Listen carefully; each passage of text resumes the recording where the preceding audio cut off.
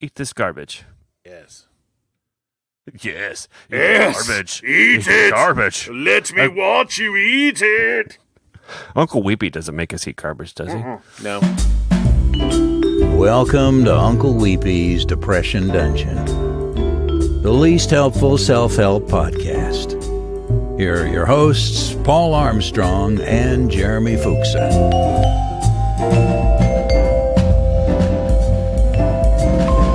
Yay, tornado warning. Oh, officially you're... Do you have to hide now? No. Oh, that's a watch. Is it watch or warning? No, it's an actual warning, but it's way down south. Oh, not your county? Yeah, it's in Gardner, Kansas, so it's quite a ways from where I am. Which is worse? I always forget. Warning. Okay, so they're touching down. Okay. Yeah, I had a buddy of mine had a really, really good meme that he posted this afternoon as a PSA to everybody in town. The difference between a tornado watch and a tornado warning, except in this case it was cupcakes. So he said cupcake watch, and it was a picture of a bunch of ingredients that go into cupcakes. Oh. Cupcake warning, it was a picture of a cupcake. Yeah, I gotcha. So a tornado watch is the ingredients. Elements are, yeah, right. Everything's could, yeah. We get both here a lot as well, oddly enough. My daughter was born in a crossfire hurricane? Well, I mean, literally as a tornado, 1999. Mm-hmm. The tornado went through where the hospital was as we were on the way to go. Oh. We lived, and they're like, you can't come. The doctor called. We called from a landline. This is how long ago it was, 1999. Sure. They're like, don't come. If you can put it off, put it off. There's a tornado coming through, and there's no power. My wife's like, what? This is our first baby, so she had no idea. She's freaking out.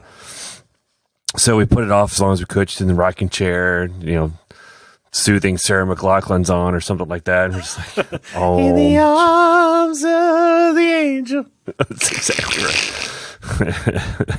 I think it was 2 a.m. when we finally went. And we get to the hospital, and there's still no power. We had to walk up 4 flights of stairs. She's in labor. None of the vending machines worked or anything. They were on generators. She didn't have any ice or anything. They're like, we have nothing. I guess it was, I think, till noon or 1 the following afternoon until our daughter was born. But that was fun. So yeah, she was born in a tornado. Wow. That's something. Yeah. It was one of the few that went through that area at that time and did some major damage. Tornado is more hardcore than a blizzard. My oldest son was born in a blizzard. That's Nice. not as fun. No. Tornado's better. I like that. That's good. Hurricanes would be fun. Mm-hmm. Been in a few tropical storms. Yeah. Florida. North Carolina. Meteor shower would be even better. Blood rain, I think, probably the most hardcore birth that you could have. It's the least fun storm to be born in? The tweet storm.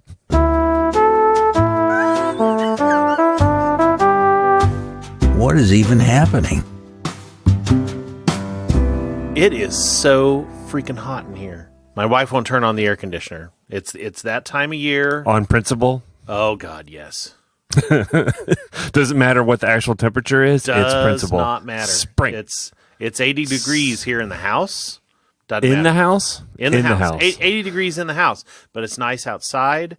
No air. Are you upstairs, downstairs? Because I'm in the basement, which is actually good. That's because the coolest. It's at least 5 degrees cooler down here. I can't even imagine what they're going through upstairs. Our house is it's shit. It's built for shit.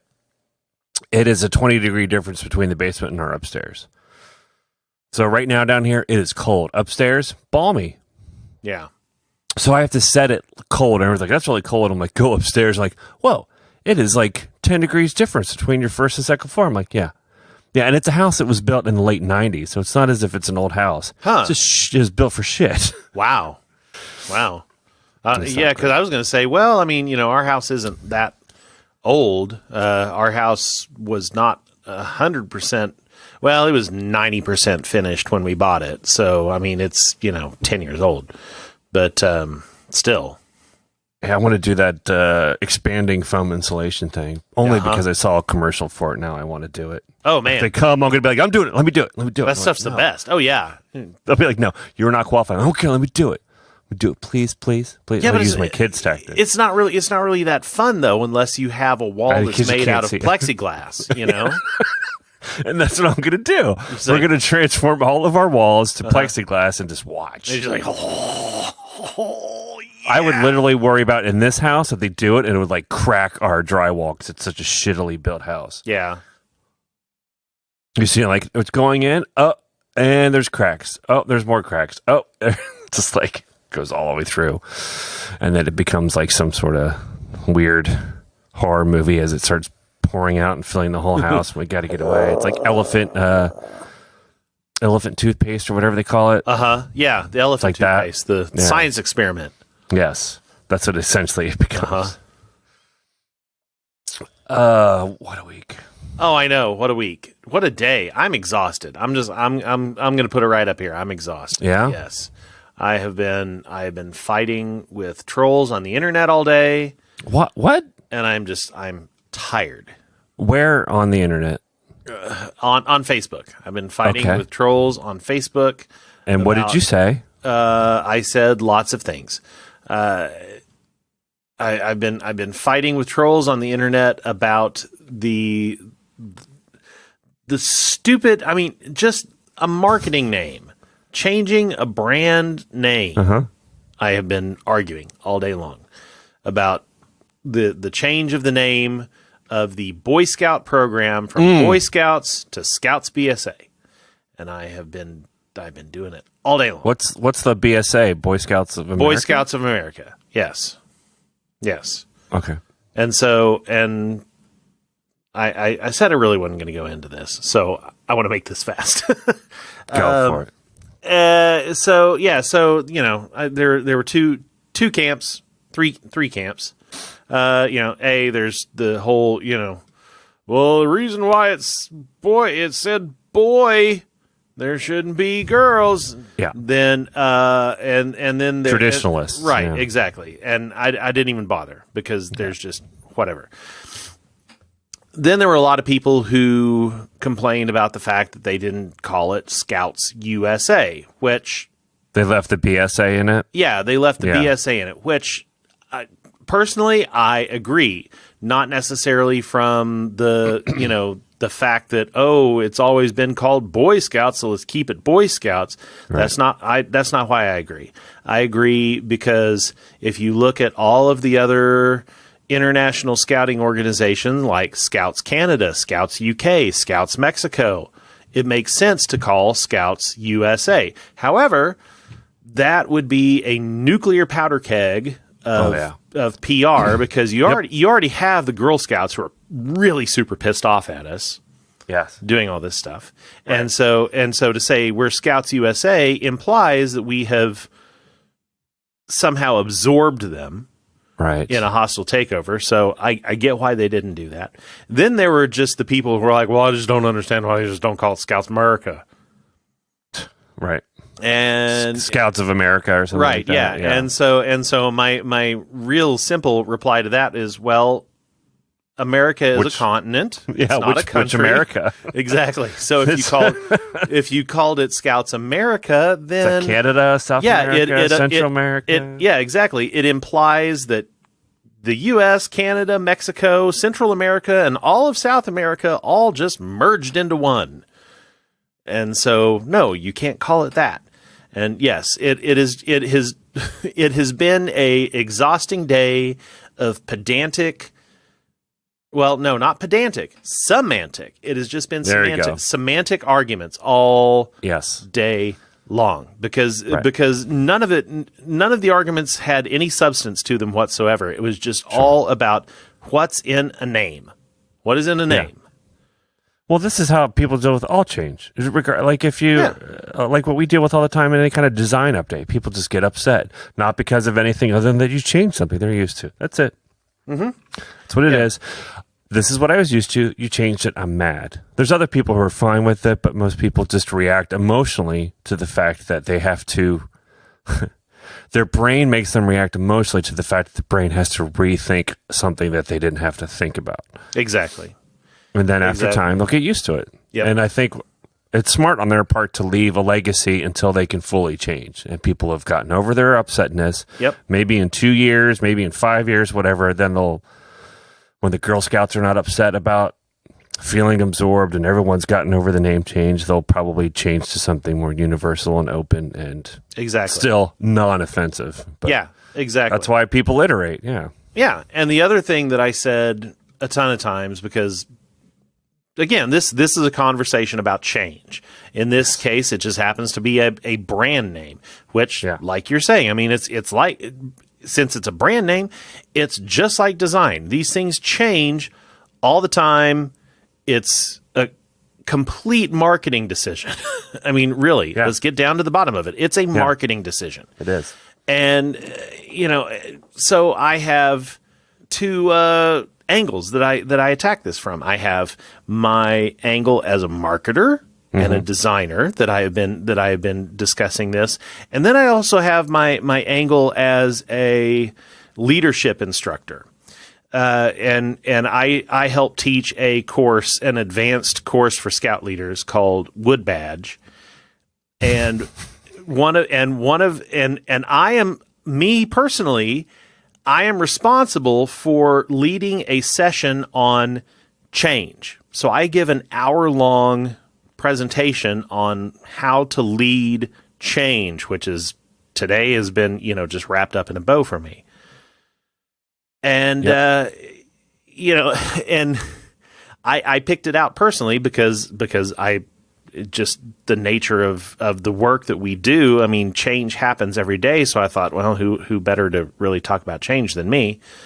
And, I start the presentation out with, as a designer, I in a way, I have a sick desire to have just change happen. If there's the choice, my choice is always, hey, let's just burn this to the ground and start over, and let's just see what happens.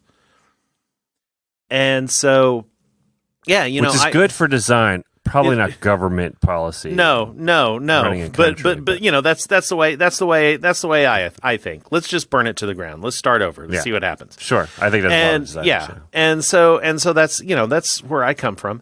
And one of the big things that I teach in that course is change is inevitable. Change happens. Constant. And then the piece that is completely aimed at the old farts who are absolutely resistant to change, and it just comes. It's like, hey, look, this change happens, and it's going to steamroll you whether you like it or not. So you can either get out of the way and not get flattened, or you can get on the steamroller and help us do the work. And so, no, they want the third option, which is to be out of the way, but yelling at the steamroller as it goes by. Oh, they absolutely do. Still, you're getting passed by. You can either get run over, or let it watch you, or watch it as it goes by. Yeah. That's always anyone who fights change. That is your options in fighting it: is to either be trampled by it or to watch everything go by as we progress forward. Yep. Which has multiple meanings to everything we're dealing with in today's world. Yes. And that's why I really, really love my change presentation.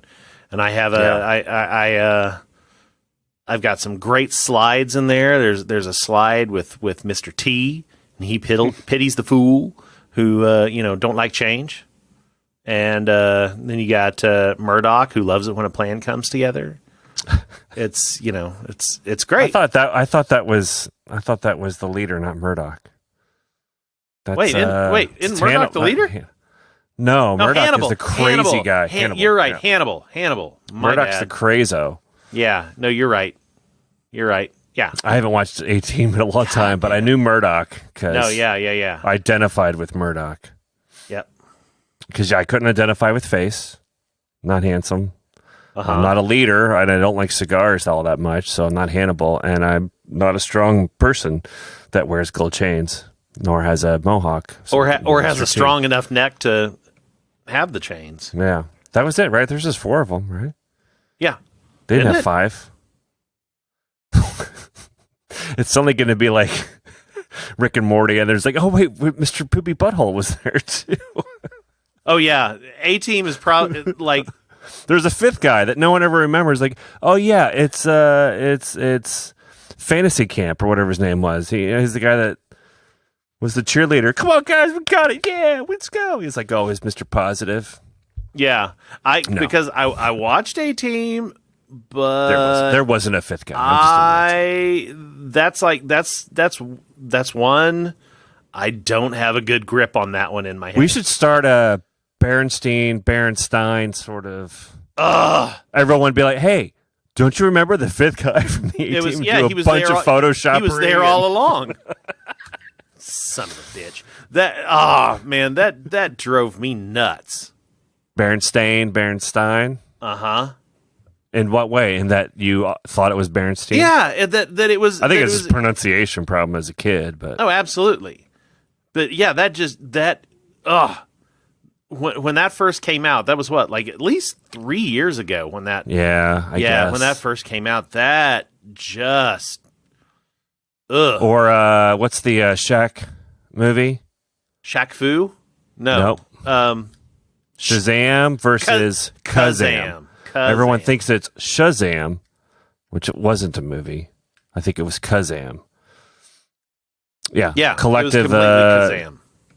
Collective forgettiness. We all got roofied at some point when the aliens had to switch things around. Have you seen what's it called? Not Dark World. Crap. It's a sci-fi movie. It has Kiefer Sutherland and... I think it is Dark World. Is it Dark World? You know what I'm talking about. Where it's like they discover that every night these aliens are shifting things and moving things and making everyone forget and restarting. And no, it wasn't Dark World. What? I can't remember what it's called. Dark City. Dark City. It's like Rufus something. I can't remember his name. Sewell or whatever. Yeah, Dark City. Yeah. Boy, I got to reel us back in. I'm tangenting us. Oh, crap. There's sound of a fish line. That was a good movie, by the way. If no one's seen that, highly recommend. Don't know if it's streaming anywhere. I would assume it's probably not. Yeah.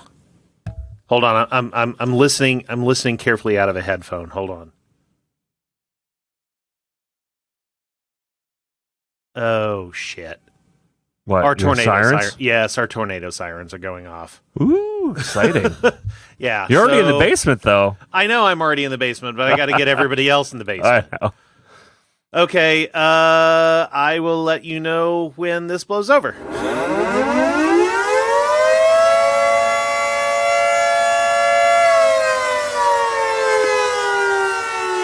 Crisis averted. Apparently, it was enough to go ahead and just do the sirens all over the town. You never know how fast those things can move. Well, the funny thing is, because, we didn't even bring the family down in the basement, but my oldest has the same storm problem that I had when I was about his age. Like it just bad. Yeah. Now, to be somewhat fair to me as a kid growing up in Oklahoma, very different. Yeah. Yes, and every time the weather warning came on TV, and it was far more ominous than how they do them now. It would make I recall throwing up a whole bunch of times. Tornado warning come on, okay, I'll be in the bathroom throwing up. And my son, his anxiety gets him about that bad, but we managed to curb that somewhat. But we were telling a story. Well, he was watching TV with us, and then about 10 minutes later, while the sirens were still going on, and the weatherman was on TV going, "Yes, the sirens are going off in Clay County, but it's they're just going off for some reason. And about 30 seconds later, the 5-year-old comes out. He's like, I hear the sirens. We're like, it's fine. Yeah. And you're like, we wouldn't leave you in your bedroom. We only left your brother in the bedroom once. And this was, he was 6 months old. It was middle of June. It was 2:30 in the morning. It had been stormy. It was one of those things like just like today, they were saying, watch out. There's perfect recipe for storms and blah, blah, blah. Yeah. We had gone to bed. My wife and I both grew up in Oklahoma, where even though as a kid I had the crippling, nut shrinking, throw upping fear of all things storms, you eventually get over it. Yeah. And become the type of person that just stands out in your front yard and watches it come toward you. But so we didn't really think a lot of it. 2:30. We're laying in bed. We hear the storm kind of roll in, and my wife was like, "Oh, they said it was going to be bad." I'm like, "Yes, it's fine. It's fine." We didn't. I do remember saying, "If it's bad, we'll hear the sirens." And not 5 minutes later, they always tell you that a tornado sounds like a freight train. Yes. As we laid in bed, we heard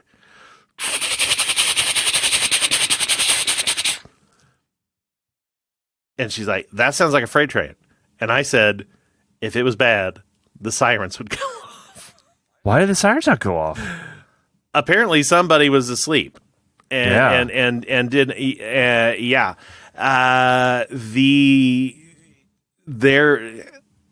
and I don't know that they ever completely confirmed that it was a tornado, but whatever it was, skipped our house and about 3 blocks over, just totally waylaid everything.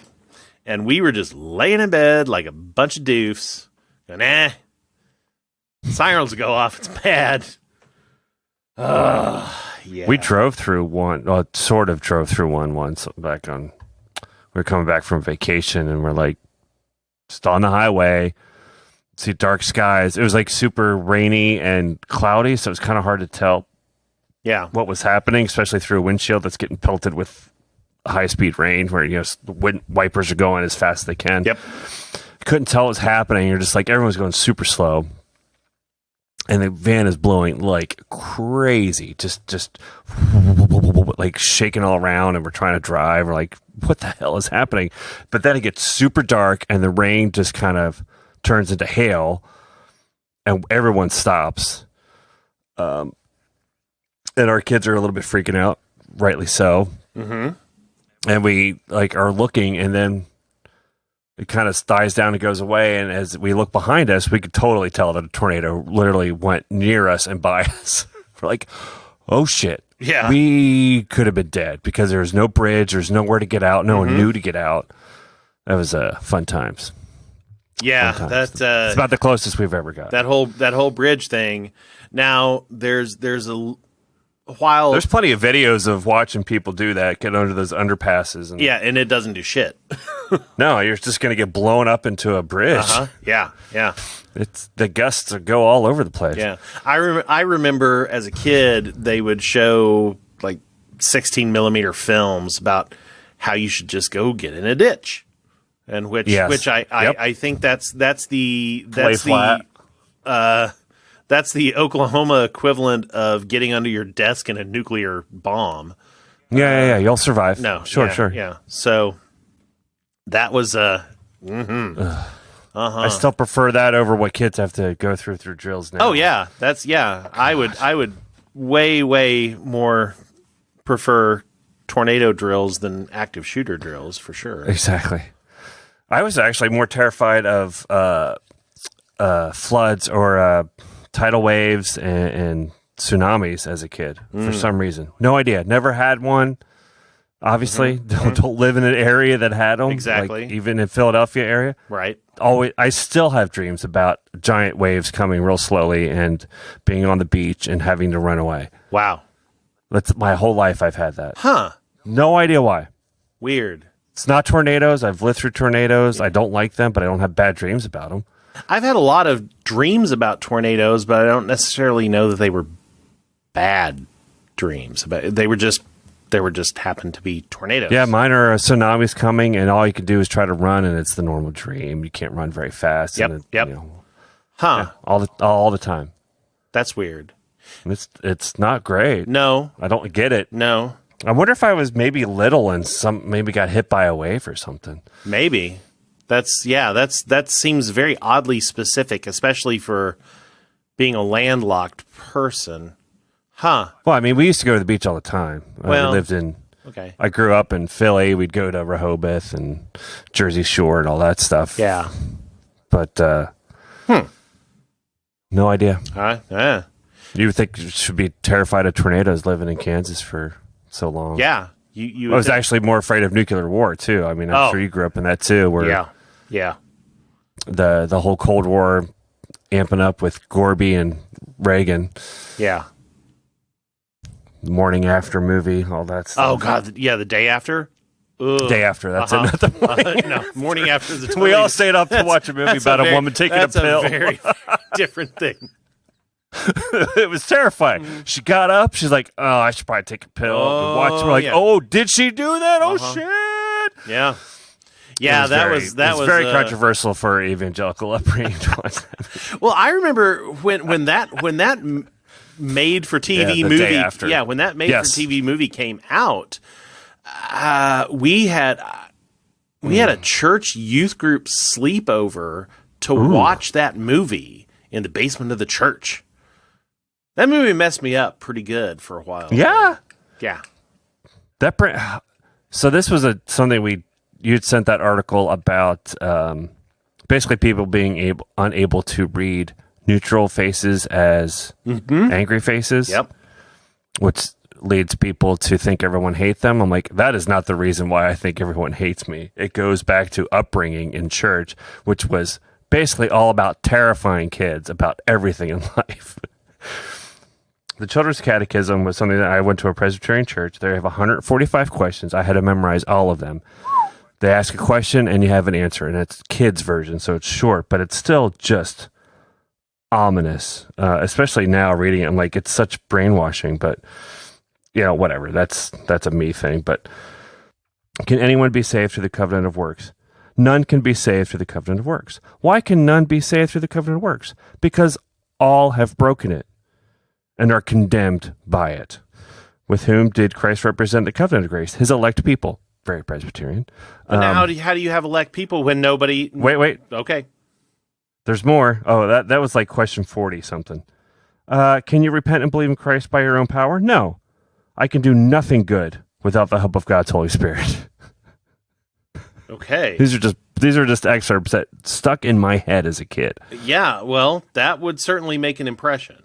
Is God displeased with those who do not love and obey him? Yes. God is angry with the wicked every day.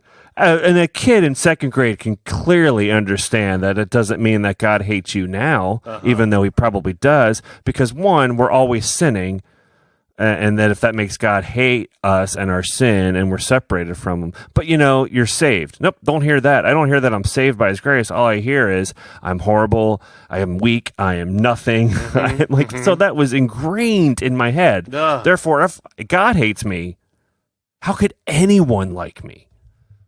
Wow. That is how I grew up. All this is trying to be very theological to kids, which is pointless. We're too young to understand it. So that's just been ingrained in me my whole life. I'm 46 now, and that's still in the back of my head is about how horrible I am. Mm-hmm. It goes back to I really don't know the difference between being confident and arrogant, because being confident is pride, and pride is terrible. You shouldn't be proud because you're nothing. Yeah. You're weak. Ugh. So that's why, I agree with all that thing that the article said about how you build this whole dialogue about how people hate you, and a neutral face is just as bad as a hateful face. I'm like, that's not why I think everyone hates. I think everyone hates me because I grew up it being ingrained in me pretty much that God hates me. Therefore, why doesn't everyone else? It's like the same thing, like forbidding something from someone, and then all of a sudden, after a few words or a piece of paper, it's all okay.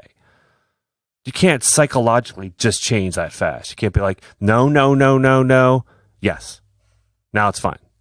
It goes back to change, I guess. It goes to iteration. Like there's no transitional period. It's just, this is all bad until right now it's not anymore. Just right now. Not now, but now. Like, like how, what's the time? Now. You said I do, now it's okay. But you didn't say I do, it's not okay. But now you said I do, it is okay. It's a strong motivator, fear. Very strong. Yeah.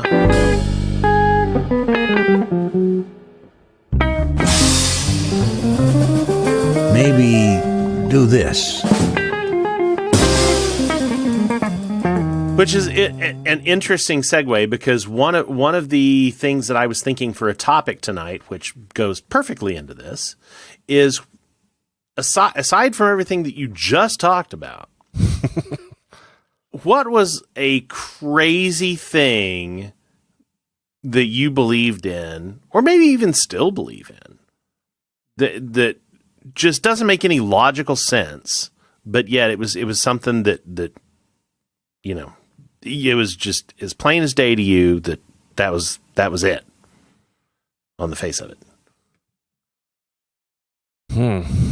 You mean as a kid to now, or like you said, it doesn't matter, I guess. Yeah, I mean at any point. Okay, I'll go first. Here's what made me think of it. So I used to believe that if I put my cologne in the refrigerator, it would last all day. Yep. And I did that well into my young adult years before I realized that that's kind of ridiculous. Yeah, my wife still does that. She still puts it in the fridge, huh? Yeah, our perfumes are in the fridge. Huh. And I asked her why. She's like, it lasts longer. Yeah. Like, does it? Well, yeah. I was probably, I stopped doing it maybe 10 years ago. I mean, up until 10 years ago, I was doing that. Oh, I can't. There's some things that I don't know if they're not true or not. Like we keep bread in the refrigerator because it'll go moldy faster if you don't. Well, I think that there is some truth in that, because... So that's truthful. So I'm trying to think of other things that might be. Well, it depends on your climate. In Oklahoma, certainly you didn't need that because it was dry. But once I moved to Kansas City, it's pretty humid here. I'd have moldy bread in a week, and I'd be like, "What the hell?" And my wife, she, when we were dating, she was like, "You got to put it in the fridge because it's too humid." I'm like, "Oh, okay." Used to not let butter stay out because I thought it'd go bad. But butter doesn't go bad. Staying out. That was just a topic on Roderick on the Line. Was it really? Yes, it was. Yeah, I wasn't until like 5 years ago that I'm finally read. I'm like, you can leave butter out. It's not going to kill you. Yeah. It's not and I don't remember this as a kid, but I know that my parents leave butter out now, but I don't remember it being out then. Also, as a kid, I remember we used Parquet squeeze butter. Oh, well. Which is can't believe it's not butter. Not really butter. We used Country Crock. Yeah. big Country can. Crock could also Country be Crock. Open it up. Could be chili. Not really. Yes, leftovers. Yes. Spread. Oh, this is cold chili with fat on the top. Oh, that's not good on bread. Here's something that, like, I've become a more skeptical thinker over the last 8 years or whatever, but vitamins. Sorry to break everyone's bubble, but vitamins do nothing. All they do is make your pee expensive. They make your pee smell good. Like, if you want to know if you're healthy, just make sure your pee is pretty clear. You don't have to drink too much water. Foods have water in it. You're going to get probably enough water, and you're probably going to get enough vitamins. Most vitamin supplements are providing too many vitamins to you, and you're just peeing them out. You're making your your kidneys and liver, not your liver, not your kidney, no, kidneys, liver's blood, right? Yes. Yeah. Kidneys do too much work. Not too much, but they can also build up calcium deposits, and you can get stones. So like that's something that, like I just researched because I'm like, I had heard people say it. I'm like, that can't be true. Vitamins have to be good because doctors even tell you to take your vitamins. Yep. No. Nope. Well, honestly, unless you're really deficient in something, and vitamin C does not cure a cold, does not help a cold. Mm-hmm. Like there's all sorts of little things that I believe we were probably marketed to that we believe. Sure. I think we're talking about a little bit different stuff than that, but I mean, I used to believe in hell. I don't so much anymore. We could be talking about all of it. I used to believe in the devil. I don't believe in that anymore. I used to have nightmares about being dragged to hell as a kid. My bed would slowly go down an elevator. All my walls would turn into fiery stone, and I would just be dragged down into hell in my bed. Well, that's no fun. I thought I was awake too. I swear it was lucid dreaming. Fuck. Or maybe paralyzed dreaming. And then he'd get on my chest and stab me with his pitchfork. I was like 8 or 9. And then he'd have my dogs come in and eat me. I had some really that does not help anybody sleep better. That does not help me sleep better tonight. No, I was really young. I was like 8 or 9. I didn't watch bad movies. My parents would not let me. My parents would not let me have comic books or watch scary movies. This was just happening in my dreams. Don't know why. Oh, I think I know why.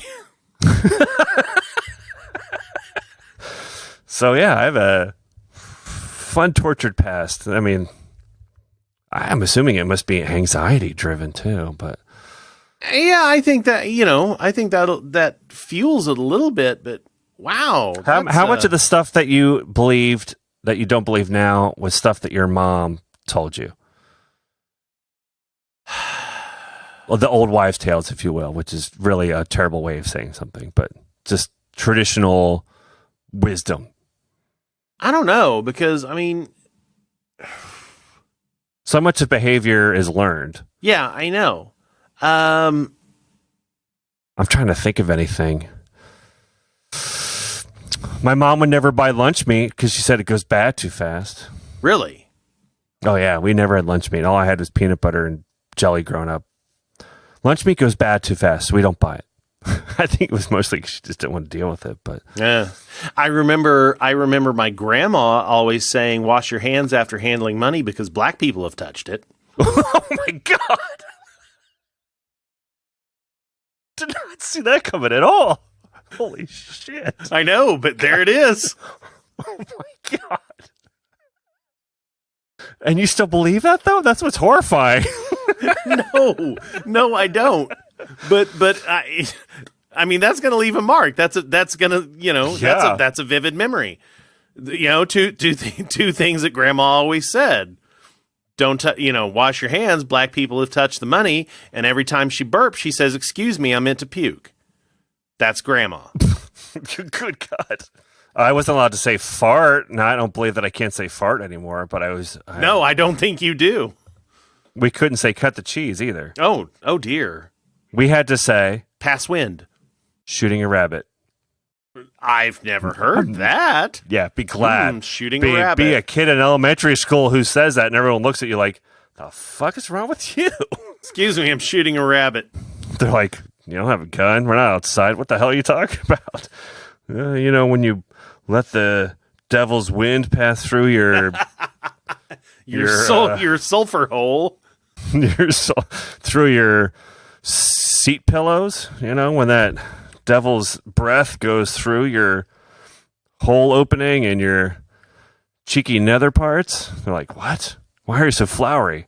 Because I'm a strange boy. Gosh, this is a good question. I'm really going to have to ponder on this because it's where, I think it's a good exercise in challenging your assumptions, clearly. Being a good skeptical brain, yeah. What do I believe about something that I can look into a little bit? I used to believe that staring in the sun would make you blind, but I do it every day. It doesn't do anything. I can't see anything, but I don't think that's related at all. If you don't put a penny in your shoe, you get syphilis. You've heard that. Nope. Never heard that one at all. maybe not syphilis, but there's a what is it? Penny in your shoe. What is it? Grow 10 feet? Oh, no, it's a wedding day thing. Sorry. We used to tell the kids, isn't it something you put in the toilet to stop a storm or something? Diarrhea. Yes. It's not a butt storm, just a storm. There's something that you're supposed to put in a... No, I think my kids started doing this because they heard it at school, is you're supposed to put like a penny or something in the toilet to have a snow day? I think I'm mixing No. A friend of mine just had... Her daughter just did this a couple of weeks ago. Yeah, it's a new thing. Oh, I'm going spoon under pillow. Spoon under your pillow. Spoon under your pillow, get a snow day. I looked up penny in the toilet. I'm getting all sorts of weird things. No, it must be I think you're right. It must be like a fork or a spoon they used to put on their pillow. Here's a Huffington Post article. That's How to get a snow day in 4 easy steps. Put a spoon under your pillow. Yeah. Don't ask. My kids clearly didn't read HuffPo, though. At least I'm pretty sure they did. Yeah. I used to blow on the cartridges and thinking that would make them better with Nintendo. Oh, yeah. No, that didn't. Yeah. I know that didn't help them at all. That would always fix your Nintendo. I still do this. I will press an elevator button over and over and over again, think it'll make it go faster. Do you do that still? Like the door close? Not anymore. I still do it. No, and I know it doesn't do anything. Old habits die hard. Pretty much. Well, some of it's just traditional things that you get passed down to you that you just, or things that you've heard, or things that have been marketed to you, which is completely different. Those are collective lies. You have like familiar lies. You have personal ones that's probably due to anxiety or whatever. And then you have like collective ones that people pass on or have been told. The folklore. Yeah, the folklore, the marketing stuff. Most stuff that sounds too good to be true typically is. Most things that we do today is based on marketing campaigns. So take that with a grain of salt.